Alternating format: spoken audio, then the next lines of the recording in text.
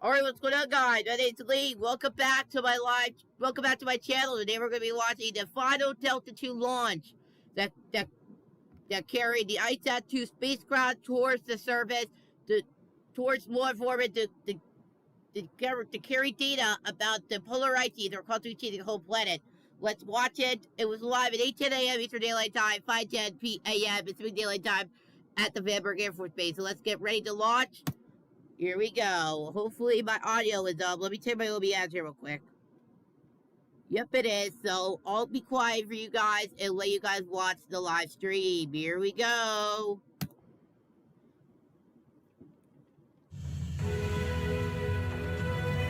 Can you even hear it? There we go. We'll restart it. There we go. Here we go, you guys. This is for real this time. There's the ISAT-2 spacecraft with solar rays deploying and animation of it.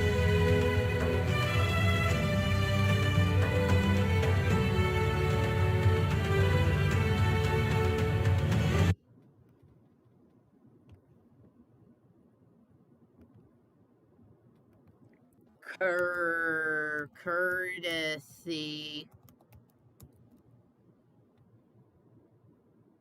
How do you spell courtesy? There are two words pronounced like that. Courtesy. C-O-U-R. Courtesy. Here's some information. Your courtesy of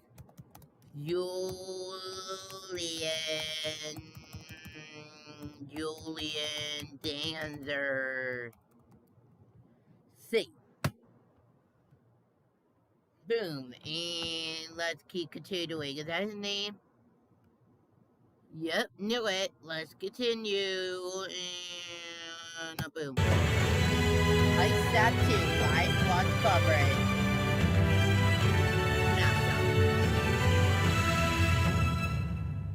This is my third launch coverage I'm doing live for you guys. This is my third launch coverage I'm doing. The last two I did was on the Astra rocket, 3.3 rocket, the Orbital Launch Vehicle 000666 that carried a test payload on board. It was going to be their first orbital payload mission, but it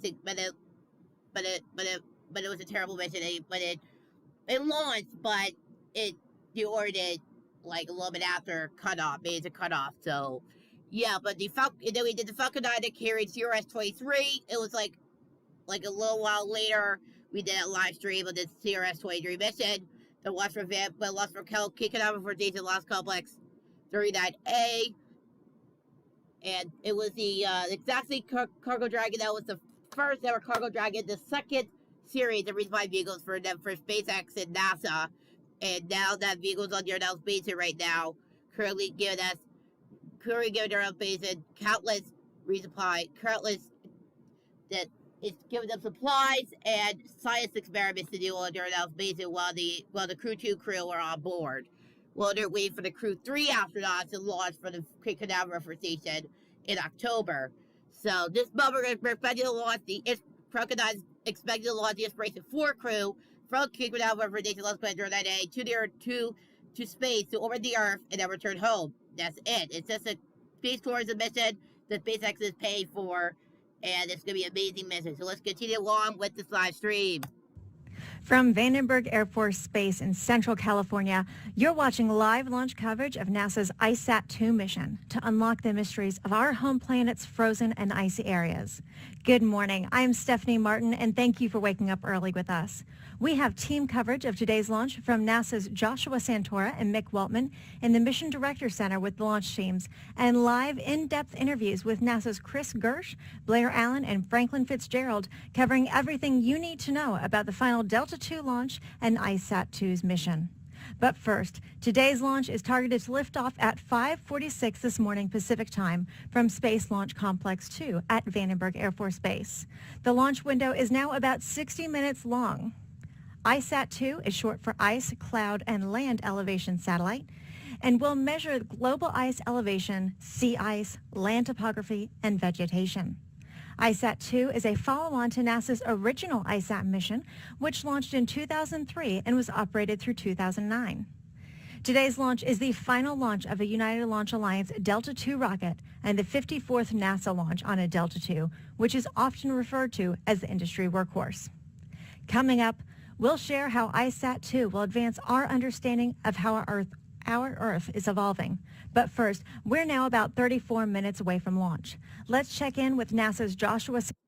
Ooh, whoops, gotta get a picture here, you guys. Hey, gotta get a picture of the rocket. Hey, David dead. Delta II rocket and you go at Delta the changes. Save. There we go. Boom. And now we can continue on with the live stream. Santora and Mick Waltman in the Mission Director Center. Hey, a very good and early morning to you, Stephanie. I am Joshua Santora. I am Mick Waltman, and glad to be here, Joshua. Yeah, it's been a really exciting morning already. Mick, lots going on, lots to come. What's happened so far this evening, or this morning? Yeah, this morning, the teams got on console very early this morning, started with their tower rollback, the mobile service tower rollback, to getting the Delta rocket exposed to the environments. The team continued their work with the SRM final connects, or solid rocket motor final connects. Then they began removing and configuring platforms on the launch mount to make sure the vehicle was ready to go for this morning. After that, they did some guidance checks on the RIFCA, the inertial navigation system, which tells the rocket where to go once we lift off. The team is continuing to work methodically through their procedures and look through everything that needs to be done. We did start tanking RP1 a little earlier this morning and just completed cryo load of liquid oxygen into the first stage tank. So as of right now, the team has got the vehicle configured and finishing up their final range checks and getting things ready for a 546 T0. Yeah, and you'll notice on your screen today, at multiple points, you'll have our timers up there. We have two timers, the L time and the T time. The L time represents the amount of seconds and minutes until 546, until our launch time. The T time is accurate, but it's actually counting. It's a part of our countdown procedure. And so you'll notice they're not synced up. And the reason for that is that we have some planned built-in holds that allow us to get some work done and kind of meet some milestones before proceeding. And so we'll talk a little bit more about what happens during. So let me give you the history of the Delta II here real quick. The Delta II was a 30-year-long rocket that launched. It's a rocket that launched for 30 years that carries so many satellites to orbit, including Opportunity to carry, including some famous spacecraft that they're named Spirit, Opportunity, Mars Pathfinder, which is joined the rover. What else did it launch? It launched the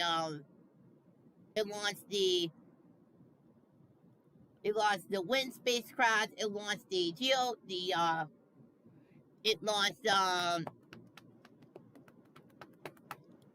Swift spacecraft. It launched the MAP spacecraft, was currently orbiting the Earth right now. So speed the soil moisture active passive spacecraft, and it currently launched and it also launched what else did it launch?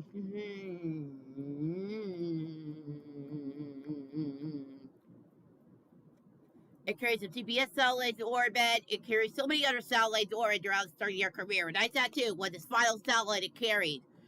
After the ISAT-2 coverage was over, that was it. That was the last coverage NASA did of the Delta II. Now it's just a retired rocket that's never going to launch again. So we're just launching this for historical sake. And because I found this on YouTube, well, because I was searching it, I was like, hey, that'll make a good live stream. So today's the day. And this is my first live stream of September of this year. So welcome, guys, to September. I can't believe you guys made it. I can't believe I made it to September. And I'm so happy that my Google Club so I can do this coverage for you guys. So let's get to it. Bring those holds here in a little bit, but to give you kind of a highlight of some of the things coming up on the show today, we have. And hopefully we'll have a good launch of the Firefly Alpha rocket, which I'll probably do lots of coverage of if I can tonight. So hopefully we'll launch tonight 9 p.m. from the Vandenberg Air Force Base, which is where the Delta II was. So at the exact launch base, is where the Firefly Alpha rocket is going to make its maiden flight. It's going to be amazing. I'm going to give you live coverage from Tim Dodd, the astronaut. It'll be absolutely amazing. So let's get back to the Delta II. That'll be later tonight at 9 p.m. Eastern Daylight Time. We'll go live at 8:50. So I'll set a reminder. I'll set an alarm.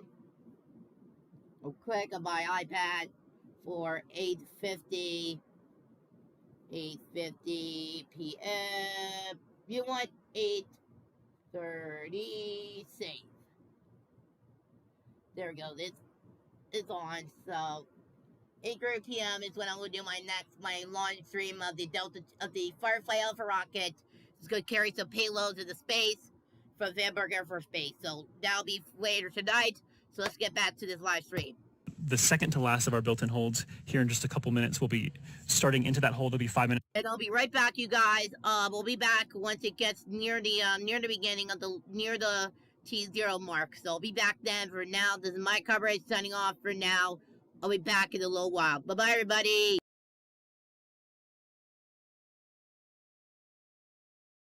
Minutes long, and then we have another one at 10 minutes long later in the show. And so, Nick, it's a very active scene this morning. There's a lot going on. We also have a weather briefing coming up here shortly. Absolutely. All week, the weather has looked fantastic.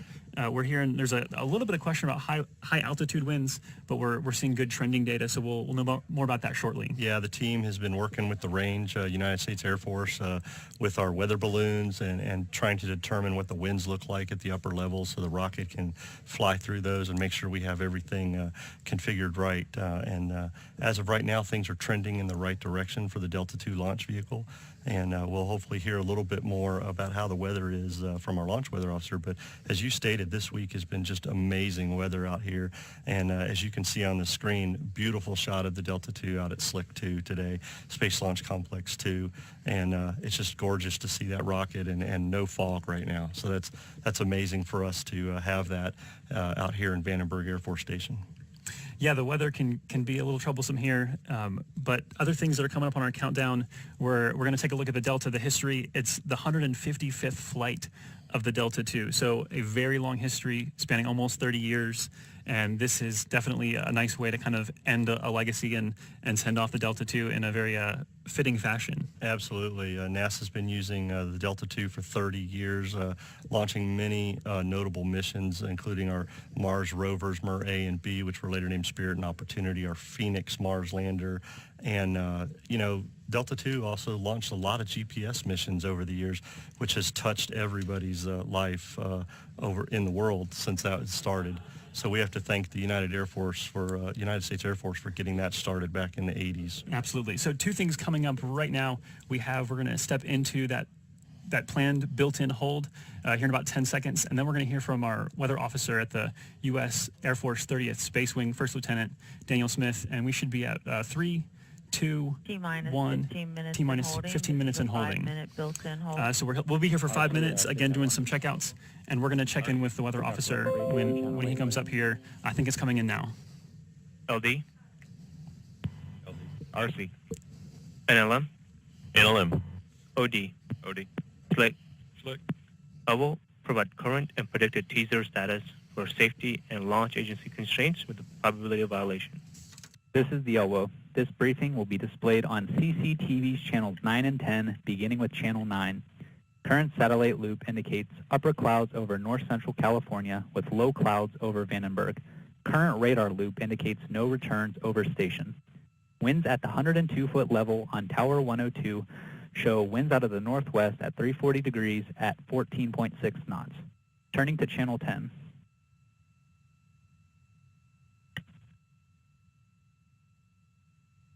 Weather is currently green.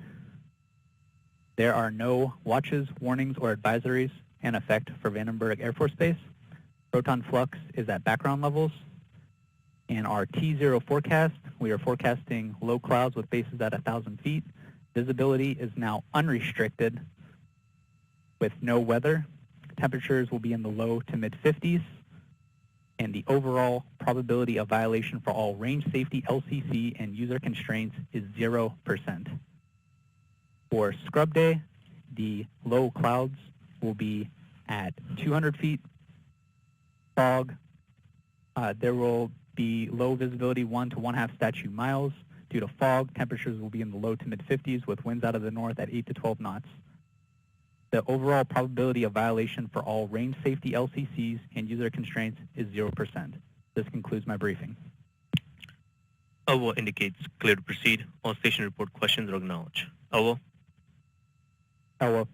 RC, LD, LD. NLM, OD, Slate.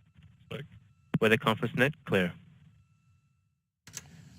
All right, so as you heard, a great report there. 0% chance of violating the weather constraints at liftoff. Mick here got really excited when he heard there was unrestricted visibility. Yeah, we've been talking all week about low-level fog and possibly not seeing anything, but unrestricted visibility is amazing here at Vandenberg, and I'm so excited for the folks that will be watching this tonight. Yeah, that is great.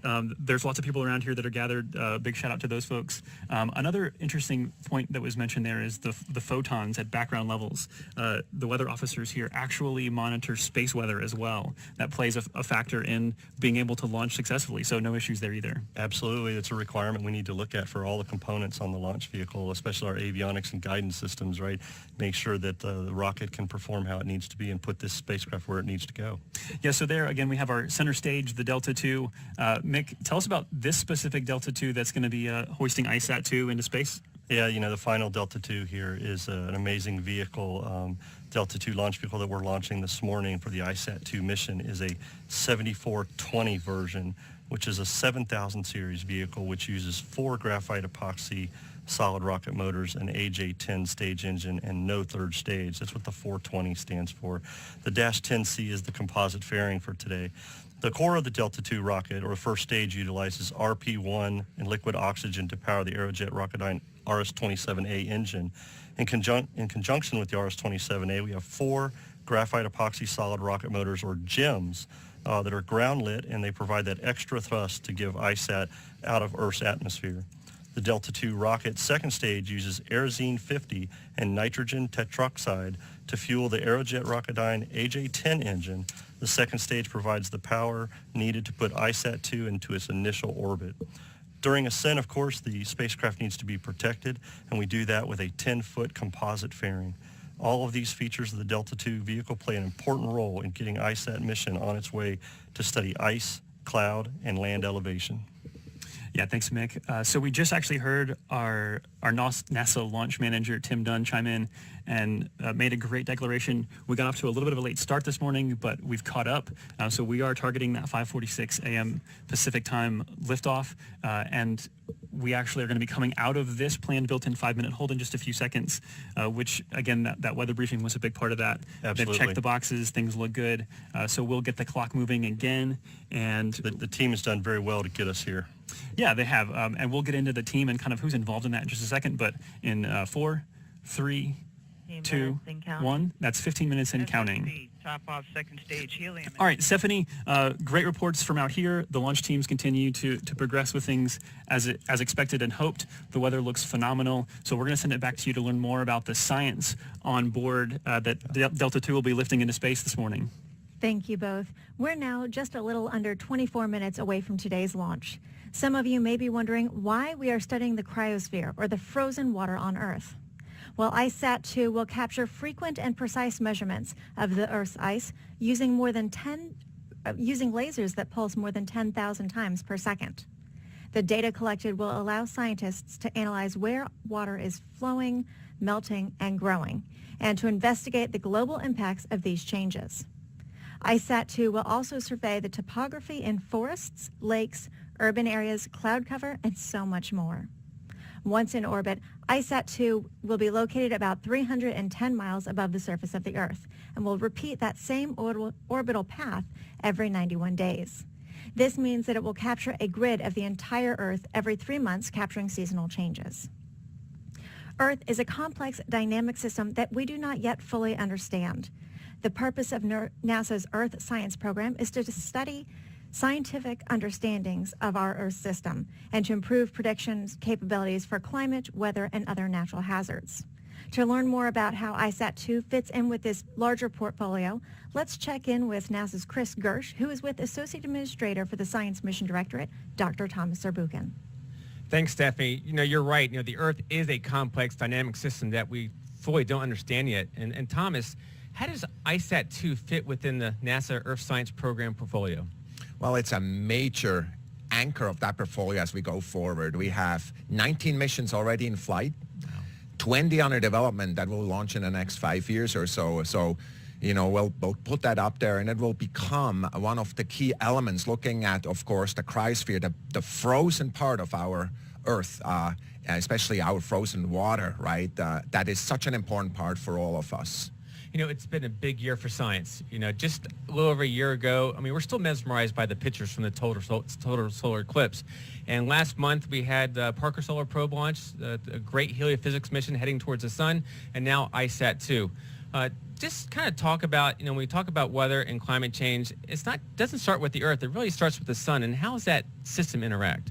You're right. Whenever we think of the Earth, of course, we think of it in the context of the solar system, entire universe, and all the missions that we're launching, whether it's Parker, whether it's missions to look at other planets elsewhere in the galaxy, all of which we've launched this year alone, in this anniversary year. It's a really important part to look at it that way. So it's the sun with its radiation, but also with its space weather that are affecting our lives in our technological society. Yes. Now, Thomas, I know we have to go on console, but I want to ask you one final question. Last Delta II launch for NASA. Kind of share your emotions about the launch vehicle and how it's been a workhorse for the agency. So what I did yesterday is I looked up every single mission.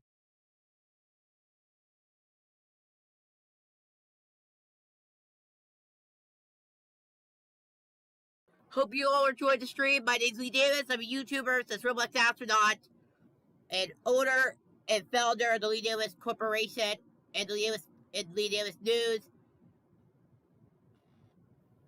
Let me try it again. Hope you all enjoyed the stream. My name's Lee Davis. I am the host of this live stream, and I'm the founder of Lee Davis Corp, and I'm the founder of, and I'm a Roblox Astronaut, I'm a YouTuber / Roblox Astronaut as well, so hope you all enjoyed the coverage. Today's coverage is on the ISAT-2 spacecraft was launched as the final Delta II back in 2018. We're just doing this because of historical sake, and I found this on YouTube, and I was like, hey, I'll have to do a live stream about it.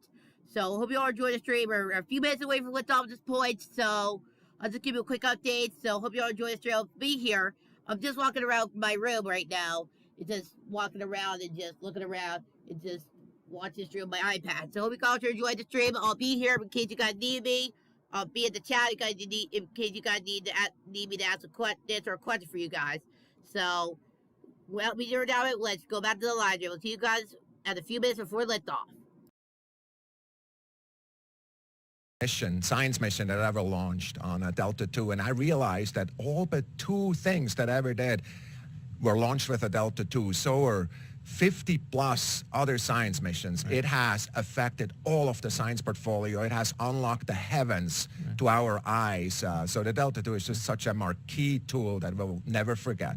Well, Thomas, thank you so much for being on the show today, and good luck with the launch a little bit later. Thank you so much, Chris. Stephanie, back to you.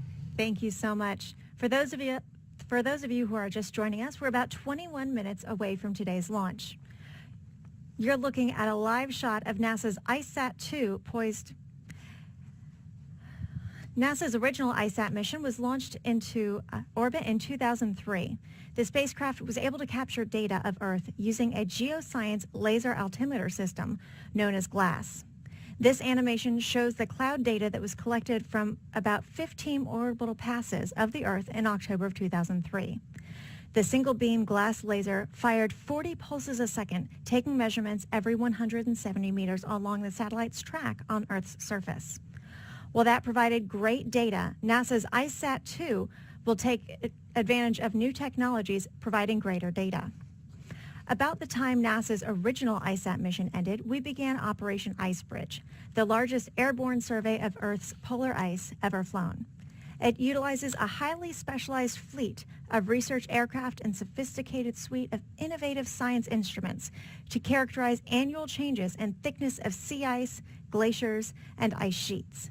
These flights will provide annual look at the behavior of rapidly changing features of Greenland and Antarctic ice. This airborne research has been critical for ensuring a continuous series of observations of Earth's ice. When paired with the last 15 years of data gathered from the original ICESat and now Operation Icebridge, ICESat-2 data will allow scientists around the world to track historical trends. We're now a little more than 19 minutes away from today's launch. Let's review some quick facts about today's ICESat mission. NASA is about to launch the most advanced laser instrument of its kind. The Ice, Cloud, and Land Elevation Satellite 2, or ICESat-2, will measure changes in glaciers, ice sheets, and sea ice. So to prepare for launch, we're counting down 10 quick facts about ICESat-2. 10,000. That's how many times the ICESat-2 laser will fire each second. More pulses mean more height data. The fast-firing laser will allow us to measure the average annual change in the vast ice sheets down to the width of a pencil. 9 years of data from Operation Icebridge will be added to ICESat-2's new data. The airborne mission bridged the gap between the original ICESat and ICESat-2 with flights over the Arctic and Antarctica. 800 picoseconds, less than 1/billionth of a second. That's the precision at which individual laser photons will be timed as they complete their round-trip journey from the satellite to the Earth and back. 7 kilometers per second is how fast ICESat-2 will zoom above the planet. It'll complete an orbit around Earth in 90 minutes. The orbits will converge around the poles, focusing the data in the regions with the most expected change. 6 laser beams split from 1 on board ICESat-2. That's 6 times the beams of the original ICESat. More beams will cover more ground, or ice, and allow scientists to assess the slope of the surface they're measuring. 532 nanometers, the wavelength of the bright green laser. When these laser photons return to the satellite, filters block any light that's not exactly at this wavelength, keeping the amount of data noise down. 4 times a year, every 91 days, ICESat-2 will measure the same ground tracks, allowing scientists to see how glaciers and other frozen features change with the seasons, including over winter. A 3D look at Earth, now with more height. ICESat-2 will measure elevation to see how much glaciers, sea ice, and ice sheets are rising or falling and give us a more complete picture of our planet. There are 2 types of ice that ICESat-2 is after, land ice and sea ice. Land ice builds up year after year from snowfall, but sea ice forms when the ocean water freezes. It can last for years or just one winter. Only one instrument, but it's a really good one. The Advanced Topographic Laser Altimeter System, or ATLAS, was built by hundreds of people at NASA's Goddard Space Flight Center to exacting requirements so that scientists, very soon, can measure minute changes in our planet's ice. All Delta missions dating back to the first Delta launch in 1960 have been numbered. Today's final Delta II launch is carrying the number 381, signifying that it is the 381st flight of the Delta family. Additionally, each rocket has had stars on it, recognizing the previous missions flown. Today's vehicle has more than 150 stars, with over 800 signatures from people who have been a part of the Delta II program. Now that you know a little bit more about the history of the Delta II and the team behind these launches, let's hear from NASA Administrator Jim Bridenstine. While I'm sorry I can't be at Vandenberg today, it is my pleasure to celebrate another exciting NASA Earth Science launch with you. The Ice, Cloud, and Land Elevation Satellite 2, or ICESat-2, will measure the height of a changing Earth, 1 laser pulse at a time, 10,000 laser pulses a second, giving scientists unprecedented detail about the elevation of ice sheets, glaciers, sea ice, and more. One of NASA's most important missions is to utilize space to understand and explore our home planet. NASA's observations of Earth's complex environment are critical to understanding how our planet's natural resources and climate are changing. ICESat-2 will detect as little as a fraction of an inch of change in the surface of land ice covering Greenland and Antarctica from year to year. That's about the width of a pencil. This data will help scientists investigate why and how much our cryosphere is changing in a warming climate.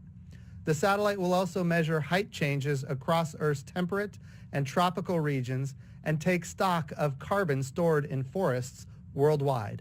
Many scientists, engineers, and technicians have worked for years to make ICESat-2 a reality. I want to thank the NASA and commercial teams that have made today possible. Their dedication and commitment to advancing American leadership in science and space exploration is greatly appreciated. We are now about 14 minutes away from today's launch. Let's go back to NASA's Joshua Santora and Mick Weltman to carry us through the remainder of the milestones. Hey, thank you, Stephanie. Yes, we are now at L-minus 14 minutes and about 20 seconds and counting. Yes. T time of 4 minutes and 20 seconds and counting. We're actually about to enter our final built-in planned hold. That's right. That will be at T-minus 4 minutes. And so this is a chance, again, to kind of do final polls and make sure that we're ready to proceed with the terminal count. And that should be coming up now in about 5, 4, 3, 2, 1. T-minus 4 That's minutes T-minus and holding. 4 minutes and holding. Again, the L time continues to count towards that 5:46 liftoff time. So, Mick, what are we doing during a hold specifically? What's going on? So right now we're in a built-in 10-minute hold. This is the last chance, giving the launch teams on ULA and NASA a chance to look at all their systems, verify all alarms are cleared, verify everything's within specification. They're working nothing that they're worried about to get to a T0. So that's what these holds are for, right? It gives them some extra time to just evaluate and assess anything that they're doing. Yeah. We've actually had 3 holds this evening, going back to our 60-minute hold early on. And Mick, we actually have coming up in just a second, we've got our NASA launch manager, Tim Dunn. Absolutely. I hate to cut you off, but I No, want to that's make sure we fine. can listen into his poll. He's going to poll the NASA team to make sure that we're in good shape to move forward. That should be coming up in about 4 seconds. He should kick this off. He's a pretty punctual guy. Yes.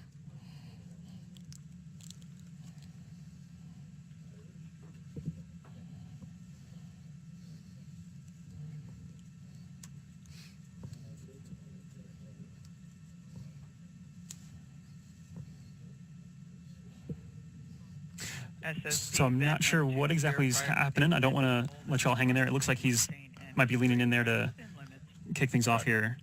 Prop 2, activate and display, record on change. In addition to his poll, a big reason for his poll is that he's actually going to be reporting out in the primary poll, the last poll of the day that happens at L-minus 7 minutes. So he's polling the NASA team so that he can be accountable and report out to the NASA launch conductor, who's United Launch Alliance's Scott Barney. That's team. This is NLM. Stand by for the final. And here we go. readiness Tim count. Dunn, our NASA launch manager. Poll. We have a situation with temperatures of helium and nitrogen, bottle temp on second stage. Working that issue right now. So it sounds like Tim's going to push his poll just a little bit. Sounds like the team may be working some bottle temperature issues. We'll hear a little bit more about that once the team evaluates that. Again, that's exactly what these holds are built in for, is to give the team a chance to look at those things, make sure they come within their requirements. So we'll kind of keep an ear out and see when Tim comes back for that poll. Yeah, while we're waiting, I want to go ahead and actually throw to a profile video, a launch profile video we've got from United Launch Alliance of the Delta II mission today. So let's go ahead and take a look and see what the whole flight of today's mission is. 3, 2, 1. Main engine start and liftoff. Delta II rocket. The Delta RS-27A main engine and 4 solid rocket motors ignite to lift the final Delta II rocket away from the pad. Shortly after liftoff, Delta begins a pitch over to attain the proper flight path while minimizing the pressure the vehicle experiences during flight. The Delta II reaches Mach 1, the speed of sound, at 30 seconds. At 1 minute 23 seconds, the 4 ground-lit solid rocket motors are jettisoned. 4 minutes 24 seconds into flight, cutoff of the main engine, or MECO-1, occurs. 8 seconds later, the Delta II separation system activates, releasing the first stage. The vehicle now weighs a little less than 6% of what it did at liftoff. 6 seconds after first stage separation, the second stage engine ignites. At 5 minutes, the payload fairing is jettisoned. Second stage engine cutoff, or SECO-1, occurs at 10 minutes 53 seconds. The second stage and satellite now enter a coast phase for 36 minutes 41 seconds. At 47 minutes 33 seconds into flight, the second stage engine is reignited for a second burn. Second engine cutoff 2 occurs 7 seconds later. At 52 minutes 40 seconds, the Delta II releases NASA's ICESat-2 on its mission to gather data to track terrain changes, including glaciers, sea ice, forests, and more. Approximately 18 minutes later, the second stage engine ignites for a third burn. The third second engine cutoff occurs at nearly 71 minutes. Deployment of the first CubeSat occurs at nearly 76 minutes, followed 2 minutes later by the second CubeSat.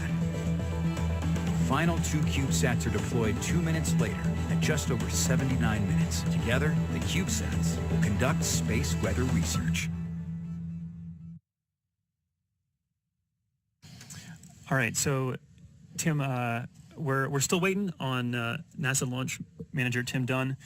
He will be coming in at some point in the near future to update us. But for now, we're going to kind of just we're going to move into a holding pattern on our end just to kind of wait and see what they're doing, because obviously we're taking our cues from the launch teams today. Launch teams being a big topic of what's going on. Yeah, absolutely. We've said we a lot. I want to talk a little bit about the launch teams that are out here. We've got Northrop Grumman, which is the spacecraft side. They constructed the spacecraft. Also Goddard Space Flight Center from NASA, a big part of that, the science there. We've got the U.S. Air Force. We have NASA Launch Services Program. And then we also have the United Launch Alliance. Obviously, it's their Delta II this morning. So what all are these teams doing to kind of bring this together? So you're absolutely right, Joshua. We use we a lot when it comes to launching a mission, and it does take a huge team effort. As you outlined, 4 major team players here for this mission, this final Delta II historic, starting with Northrop Grumman, who not only built the spacecraft in their Gilbert facility in Arizona, but they worked with Goddard Space Flight Center, who built the Atlas instrument that we heard about that's on the spacecraft also. Northrop Grumman provided the graphite epoxy motors, the 4 GEM or solid rocket motors that are on the Delta II today that are there. The range, our partners at the United States Air Force, they play an important part in tracking the vehicle and providing personnel safety around the area for the launch. That's a huge thing that needs to be accomplished to make mission success. And of course, our ULA and NASA teams, both the engineering and management teams are present today. Both teams work very close together to make sure all the systems on the vehicle are operational, configured, working properly. They understand what's been put together on the Delta II, getting ready, everything ready for this mission. That communication between all those teams is very important. So this is kind of a team sport, as we say, launching rockets. It's not just one person. We talk about NASA launch manager Tim Dunn and launch director Tom Heater from ULA, but they've got a lot of team members working with them behind the scenes to make sure we have a successful liftoff this morning. Sure, yeah, and we're hearing a lot of chatter right now. On your screen there, you can see the Delta II there. What appears to be smoke is actually just some of the cryogenics, and the cold temperature differential there causes, ultimately it's steam, right, Mick, that we're seeing? Yeah, it's a cold temperature difference there as we talked about cryogenic loading, the first stage. That's a very cold liquid oxygen going into there, and the vent valve, as that liquid oxygen boils off, the vent valve opens up and releases some of that pressure in the tank. So that's what we see blowing around there, and of course also the thermal differences from the outside air on the tank with the ice buildup. So that's steam, pretty probably normal. the wrong word to use to describe that. Not steam, just kind of thermal changes. There you go. Kind of like when you're outside cold and you see your breath. That's kind of what you're seeing here with the liquid oxygen temperature coming off the vehicle. Sure, and you can see the L time and the T time. It looks like they're working on resetting those clocks now. We're running at about L minus 22 minutes and counting. And so, again, like we mentioned, that T time is a built-in hold right now. And so that will remain at T minus 4 minutes and holding, again, until that L time gets down to 4 minutes, and then we'll continue on. So I think that aside, we're continuing on with kind of the schedule as usual. So, Mick, what can cause delays? Because obviously we're dealing with some temperatures in the tanks today, but on a grander scheme, there's a lot of things that can cause delays for launch. We've discussed weather already. Obviously, we have this with some temperatures. What else is there? Yeah, as you were saying, Joshua, they've extended this hold, so we've got about 17 minutes and 20 seconds left built in this hold, and that allows the team to go off and look at these temperatures that we heard them talking about. They need to be able to make sure all components on the vehicle are within the right specifications and configured properly, and in this case, it's some second stage bottle temps that we need to watch and make sure they're in range prior to liftoff this morning. So that's one thing the team is continuing to do, and just watching those come down into range. We have had other things that cause delays, like you said, weather delays and stuff. Great for today. We don't have any POV of weather and, 7 miles or plus visibility. I'm very happy about that. Yeah. So folks will be able to see this Delta II once we lift off this morning. But unique situations on both the east and the west coast from where we launch rockets from. You can have we talked about the United States Air Force range operations, and they monitor also out in the ocean areas, because of course we're launching due south out of Vandenberg, and so we want to make sure personnel safety there. So we have a box that we kind of call the box that we have to lift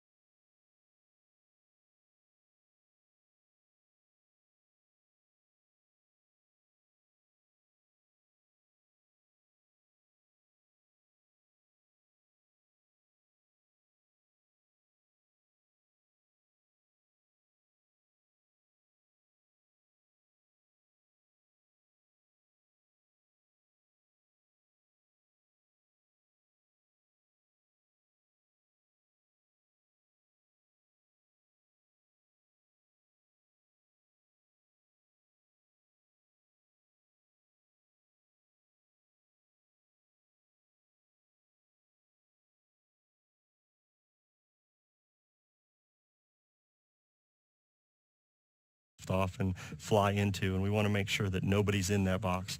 So the United States Air Force monitors that to make sure we don't have boats. You know, you wouldn't think about it, but sometimes boats get in the box and cause a delay, and we have to work around those things. But one unique thing out here at Vandenberg Air Force Station was Vandenberg Air Force Base, was built around the railroad tracks. And so we actually have Amtrak who runs through the base and actually pretty close to Slick 2 there where the Delta 2 is. And we have had in past years a train come through, and we've had to work around our launch countdown on that. So another unique feature that could possibly delay a launch. Hopefully we don't have that today, but that is a feature here at Vandenberg. Sure, yeah. And as we've been talking about, we have what looks like a new launch time for us. We're counting down towards that. And we want to emphasize again that there's nothing wrong with the launch vehicle. Oh, absolutely not. These are not issues. It's just that we're not quite ready to launch. That's correct. There are things that take time, and they have to kind of get in the right ranges to be ready to fly. So things are going well. There's no real concerns. It's just a matter of we've got to be perfect before we can fly. The team's very focused. They're following their procedures. They're looking at all their stuff. They're doing their due diligence to make sure we have a good rocket before we lift off this morning. We want to make sure mission success, is number one. We talk about the Delta II rocket and how historic this is being the final and how emotional we are about it and how we love this rocket, this baby blue rocket. But it really comes down to the spacecraft. That's what we're here for, is to make sure that ISAT-2 gets on orbit and does the science that it's been built for. Yeah, and this kind of is an interesting time to talk about the launch window today. Our NASA launch manager, Tim Dunn, earlier in the week characterized this launch window as requiring some mental gymnastics. I loved that term. I think it's really fun.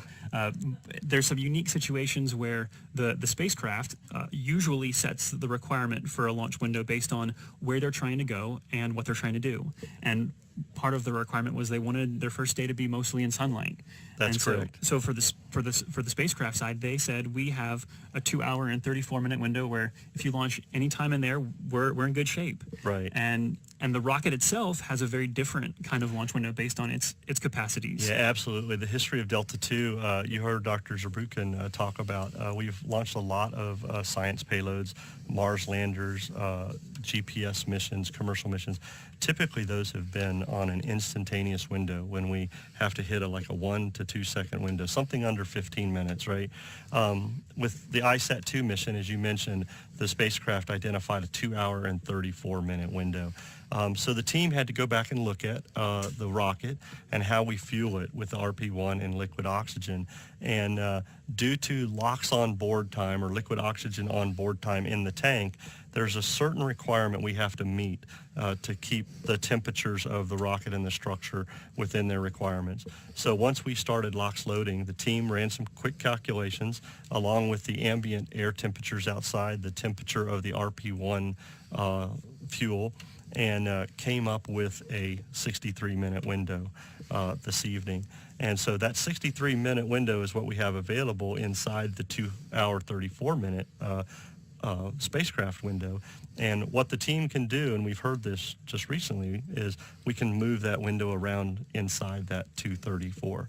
And so that's what NASA launch manager Tim Dunn and launch director Tom Heater have done, is they've reset that window to 1302 Zulu for our new T0 time. Yeah, so we had the spacecraft requirements, we had the rocket ability and requirements, and then there's other things too that factor in, like there was an issue deep into our launch window today with some collision avoidance, or you'll hear the term COLAs.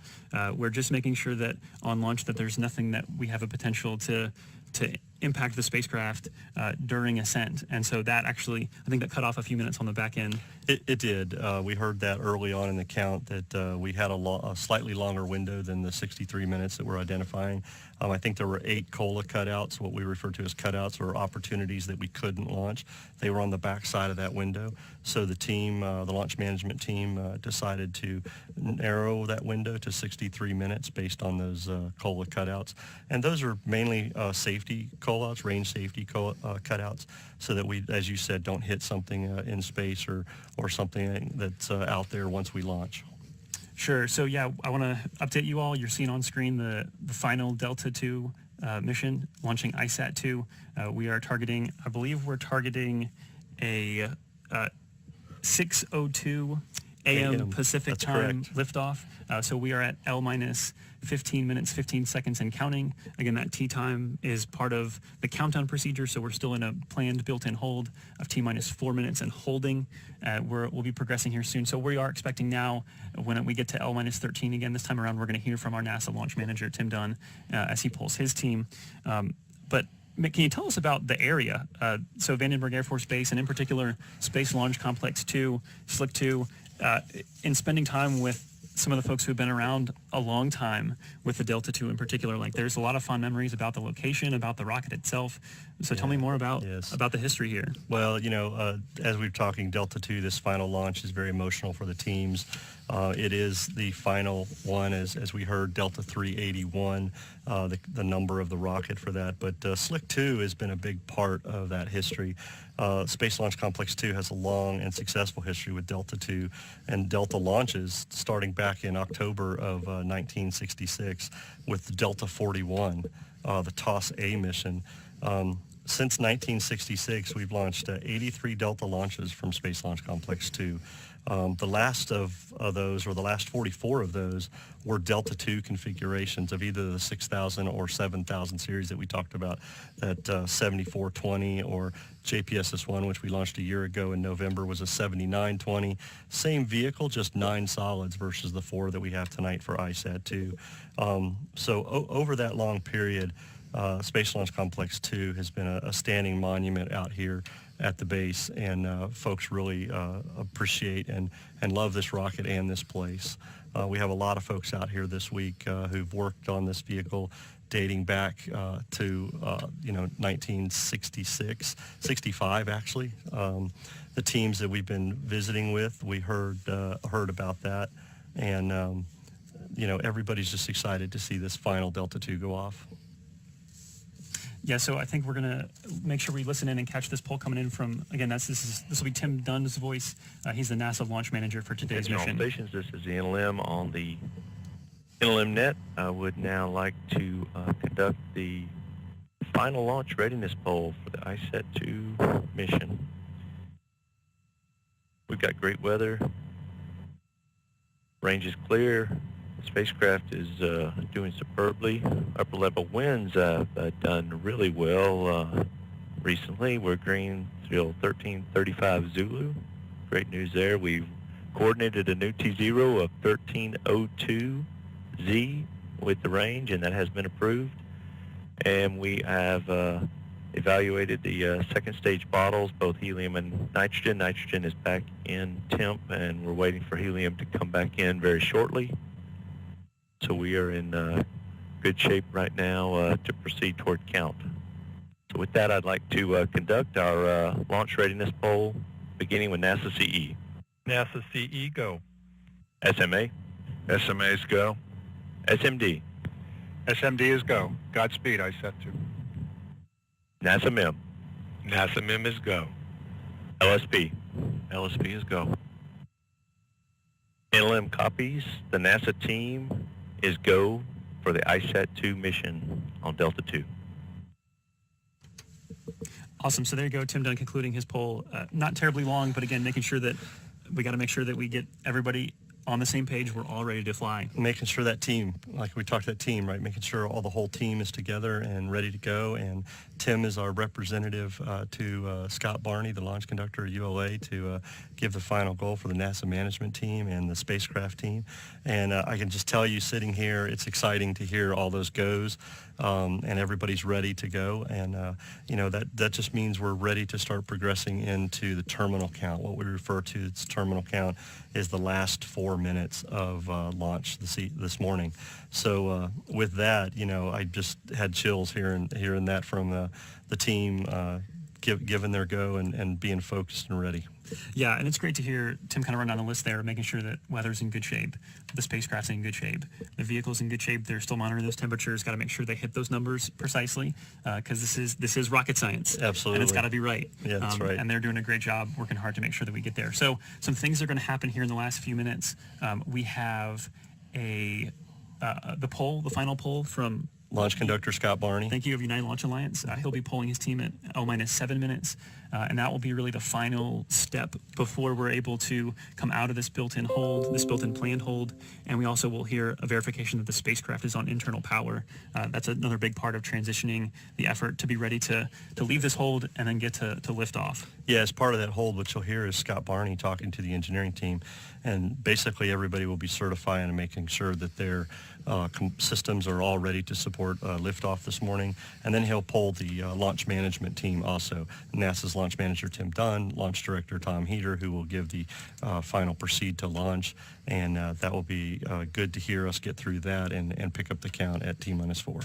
Sure, yeah, and you are watching live launch coverage of the final Delta II mission to launch ISAT-2 into space here early this morning here on the Pacific coast.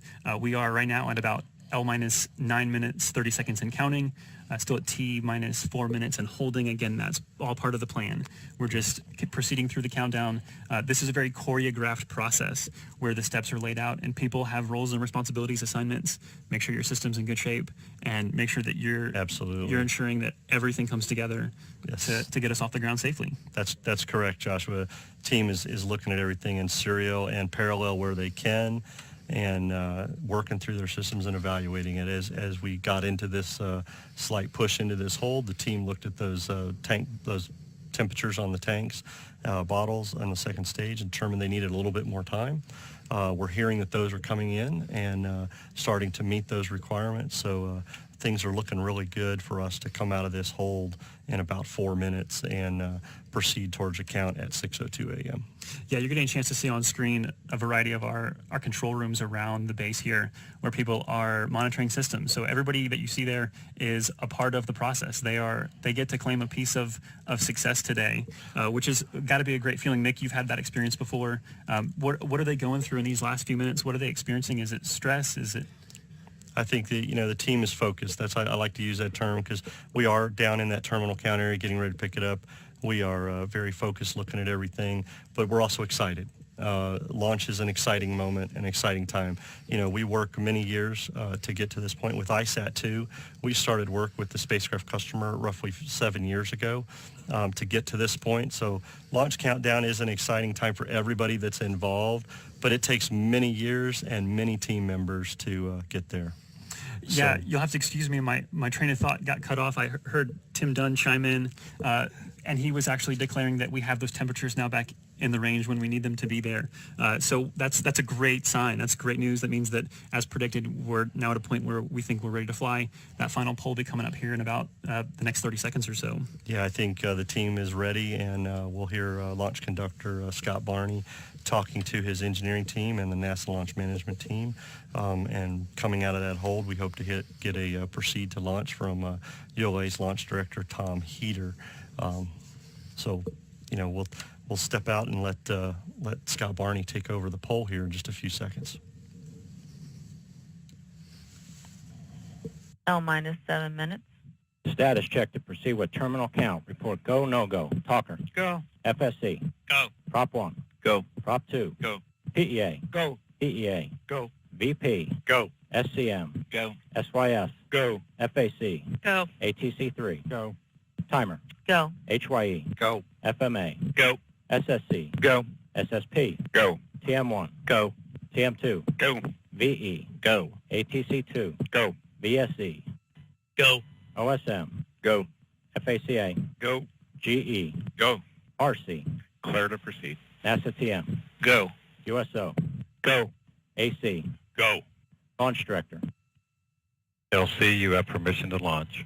Proceeding with the count. Note to personnel, switch to channel 15 after liftoff is confirmed for pad securing. As an observer, it just gets your heart racing and gets you a little bit excited. Yes. All good sounds. All good sounds, and especially that last one from Tom Heater, launch director there, giving the concurrence to proceed to launch. It's, again, coming out of that hold, exciting to hear the team has everything in configuration and ready to go, and looking forward to this. We're about 1 minute and 45 seconds before we pick up the count. We actually should get a word from our spacecraft team here in just a second, declaring that they're also fully ready to proceed. L-5 hours, 30 minutes. NSC reports spacecraft is configured for launch. Roger. LC, spacecraft is configured for launch. Roger. That's another major milestone for the team is the spacecraft has been verified that they're configured for launch, meaning they're on internal power. They've switched from ground power at the pad to their internal batteries, which means they are now ready to proceed and get onto orbit. That's a huge milestone. So again, excitement here that we've gone through the polls and heard the team's ready, the spacecraft team's ready, the team's coming together, and we're looking forward to getting into the count here in just under a minute.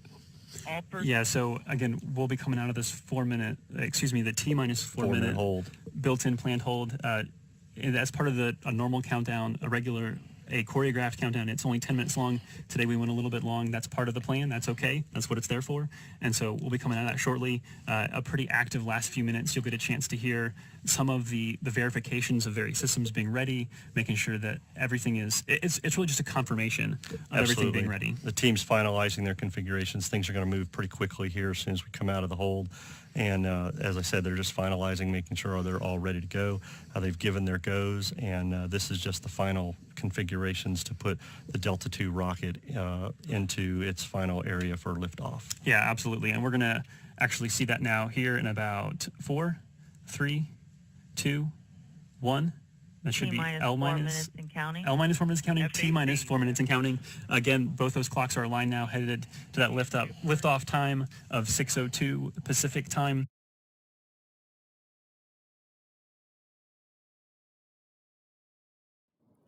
All right, guys, we are back with the launch of the United Launch Alliance Delta II rocket carrying ISAT-2 to orbit. We're T-minus 4 minutes for launch. Let's listen in to the launch.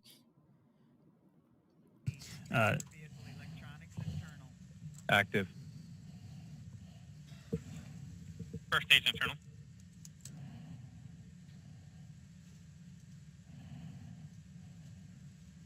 So we hear the team's configuring. Absolutely. Yeah, again, you're hearing those verifications coming in. So Mick, there's a big milestone that you have it's dear to your heart that comes up here in these last few minutes. Can you tell us about that? Yeah, we're hoping to hear over the net here Greenboard, which is a throwback to our Apollo and Mercury days, where the team looks at all their configurations and everything goes green, and the launch conductor's console, all the lights turn green, and we hear the call out for Greenboard, which is a major milestone to say we are configured, everything's ready, let's get off and fly. Awesome. So the other thing that's going to happen here is that when we get to after launch, you're going to hear Patrick Moore's 2 minutes and 2 seconds already go well. We're J. Barber liftoff. Moore's voice. He is the United Launch Alliance launch commentator, and he'll be walking you through the first 11 or so minutes of flight. It's a very active 11 minutes. So we just got confirmation from Tim Dunn, our NASA launch manager. He reported to Tom Heater, launch director, that NASA is go for launch, and all vehicle configurations are finishing up and getting ready to support this 6:02 liftoff. Yeah, absolutely. So in these first 11 minutes, you'll hear Patrick Moore talking about, we have the booster jettison, we have the first stage completion, and that jettisons.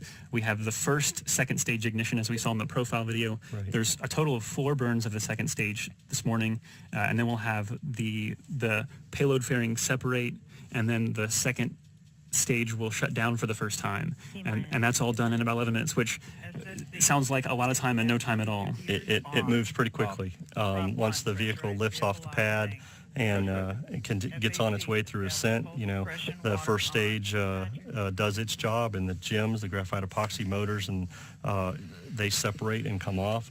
The RS-27 throttles down, and then the stage 1 separates from the whole stack.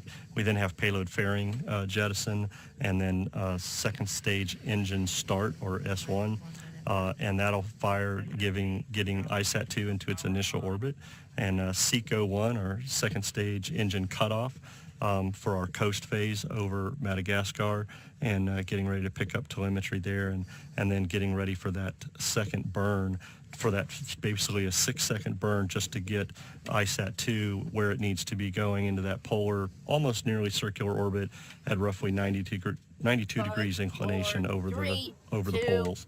So yeah, we're at 1 minute counting, 60 seconds of counting. We are 60 seconds of counting to launch of ISAT-2.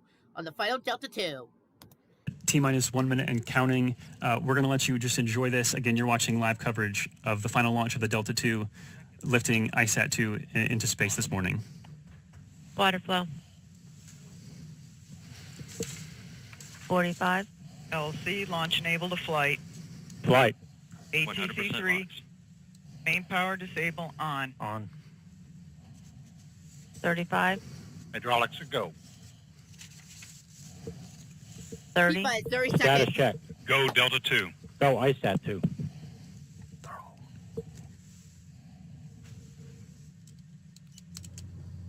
20.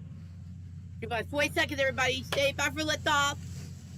15. Topping go. T-minus 50 14. seconds. Green board. 13. There's 12. that green board call. 11, That's great. 10, 9, 8, 7, 6, 5, 4, 3, 2, 1. 0. Liftoff of the final Delta II, launching nearly 3 decades of science research and exploration missions, lifting ISAT-2 on a quest to explore the polar ice sheets of our constantly changing home planet. And the vehicle is cleared the tower on its way to orbit from Space Launch Complex 2 at King Vandenberg for Space, California. The exact same launch pad where the Firefly Alpha rocket will make its main flight tonight at 9 p.m. Eastern Daylight Time. Now 27 seconds into flight. 30 seconds in, Mach 1, Delta 2 is now supersonic. Continuing to see good chamber pressure on the RS-27, both Veneer engines as well. Seeing consistent fuel and oxidizer injector pressures as well. That's the real Delta 2. It doesn't. And T plus 46 seconds, max Q, model of it, maximum dynamic pressure. That's real life transmitted data coming back from the Delta 2 rocket, which is amazing. And there's the entire 57 Delta 2. seconds in, we have the wet Delta 2 burnout right on the there. solid rocket motors, Seeing seeing good separation. responses. The first half of the solid rocket booster will separate, and then the second half will separate. And we have burnout on all 4 motors. So we stay by, and we'll hopefully get a good And separation. Delta will hold on to those motors for an additional 20 seconds prior to This slide jettison. is all dedicated to the Delta 2 rocket today. And hope you guys enjoyed this 2-hour. This slide has been going on for, for 1 hour and 9 minutes now, which is crazy. So hope you guys are enjoying it, because I am.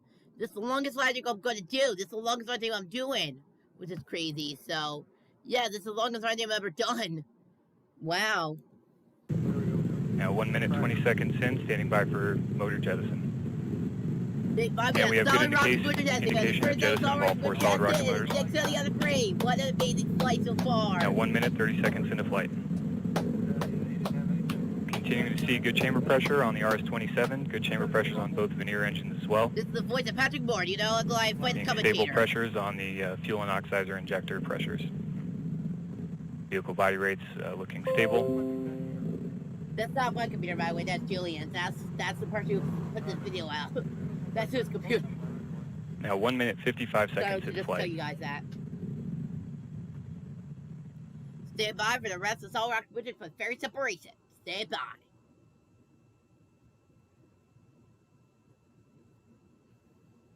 And 2 minutes 10 seconds in.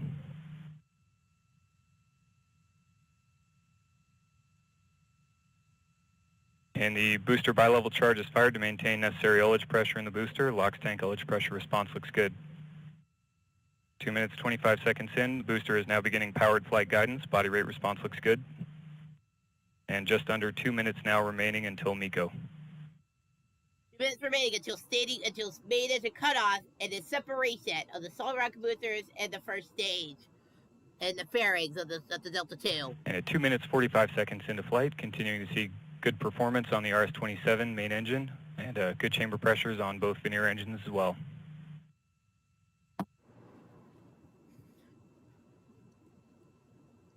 Vehicle body rates remain very stable. Now passing 3 minutes into flight. We're staying by made to cutoff.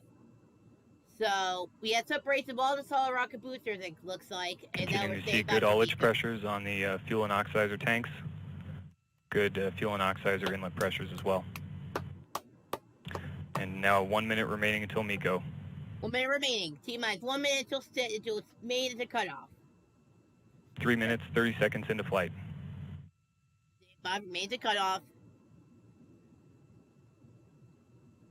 Stand by for basic cutoff. You'll see a live view of the Delta II upper stage from the first stage. The first stage separates from the Delta II cryogenic upper stage of the upper stage of Delta II. Let's give you an amazing view. RS-27 continuing to perform well. Stable chamber pressure and fuel and oxidizer injector pressures, and seeing good stable pressures on both veneer engines.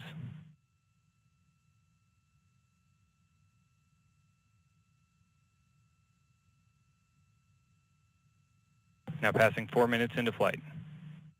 Approximately 20 seconds remaining until engine cutoff. 40 seconds remaining until stage 2 separates from the first stage. The first stage separates from the second stage. That looks good. And booster has stopped active guidance in preparation for MECO. Brace for MECO. Hope we get the live view. Standing by for engine cutoff. And we have cutoff of the RS-27. Veneer engines continuing to burn as expected. Standing by for veneer engine cutoff. And we have good veneer engine cutoff. Standing by for separation. Standing by for sep. Hope we get a good view for the Delta II. And now 4 minutes, 45 seconds into flight. We've seen good separation of stage 1 and 2 and good ignition on the second stage. 4 minutes, 55 seconds into flight. Separation of the first stage for the second stage. Chamber pressure on the HA-10 looks good. So far, Body rate's looking good. And we have good indication of fairing jettison.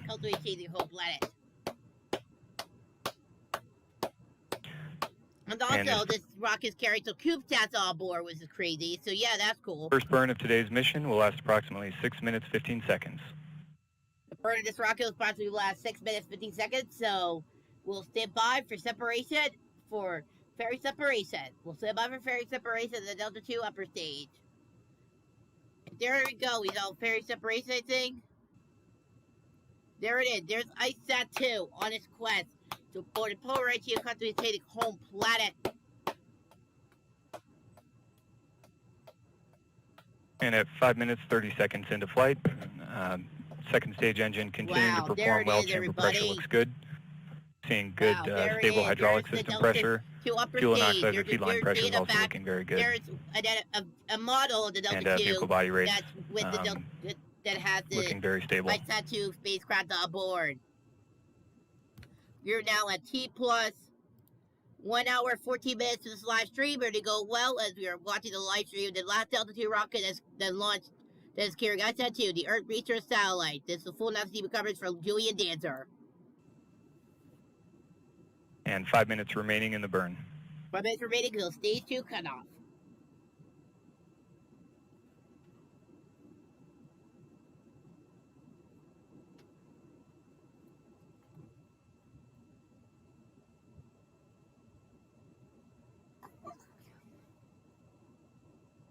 You're staying by for separation.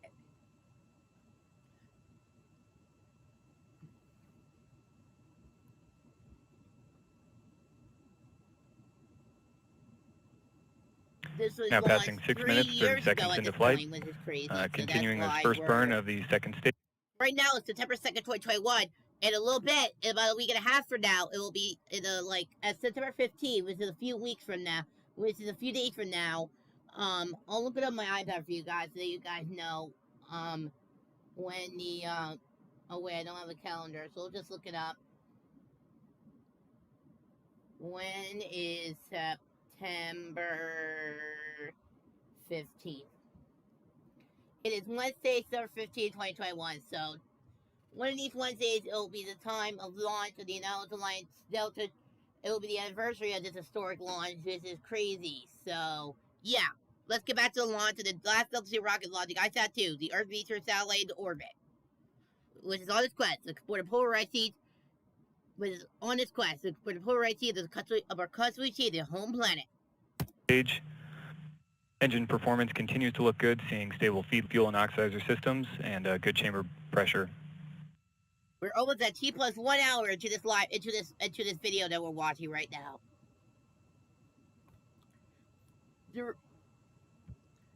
3, 2, 1, mark. 1 hour. Watcher. 1 hour before. 1 hour into this video. Now passing 7 minutes into flight.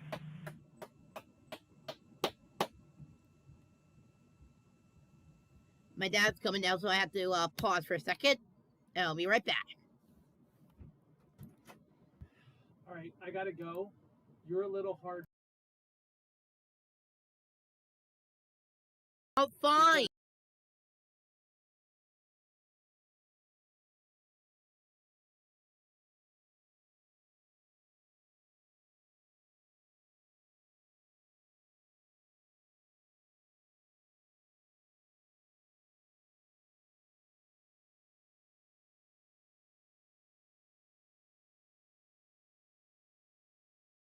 Whatever. So you guys got to see the launch of the Delta II carry the cryogenic upper stage of the launch of ISAT 2. You got to see me for an hour. So I'll end this live coverage here.